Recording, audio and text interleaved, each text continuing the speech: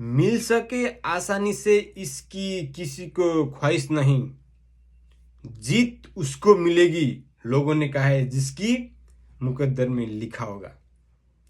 हिजो भएको नेपाल र युएई को म्याच लगभग यस्तै थियो।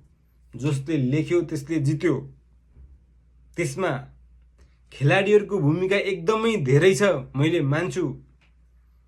लास्ट 19 ओभरसम्म पनि युएई को म्याचलाई दिपेन्द्र सिंह आर्यले लास्टमा 2 विकेट लिएर म्याच जिताउनु भएको छ। उहाँलाई धेरै धेरै दिलदेखि नै धन्यवाद। नेपाली टाइगरले हिजो ब्रुज खलिफामा नै झापड हानेको छ।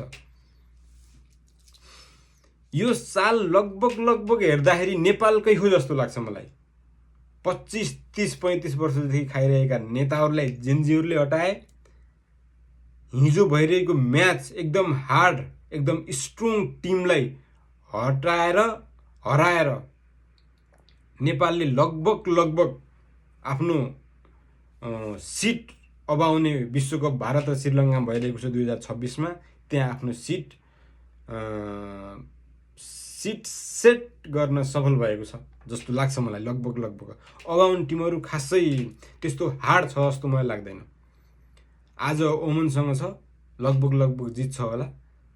अझै पनि एउटा म्याच हारे पनि वर्ल्ड कपमा चाहिँ जान्छ। अब 3टा म्याच छन्, 3टा मध्ये 2टा म्याच जितेपछि अब नेपाल वर्ल्ड कप 2026 खेल्न भारत र श्रीलङ्कामा 100% जान्छ।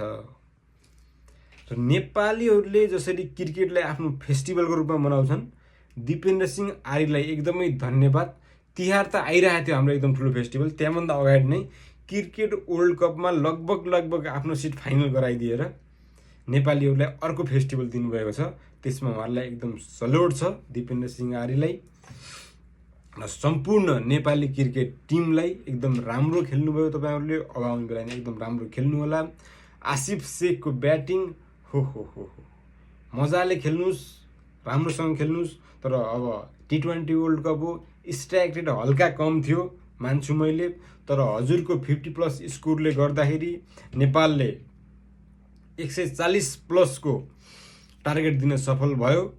एकदम धन्यवाद छ हजुरलाई पनि र सम्पूर्ण नेपाली टिमहरूलाई। अब आउने म्याचहरू एकदम होप जित्छौँ होला।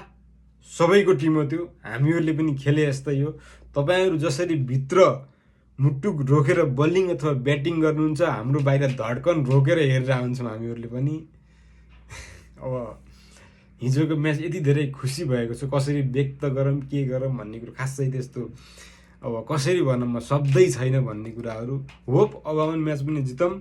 अब हामीहरूले सबैले भारतमा हुँदैछ वर्ल्ड कप भारतमा हेर्न जसरी भयो नि जानै पर्छ। आफ्नो देशलाई सपोर्ट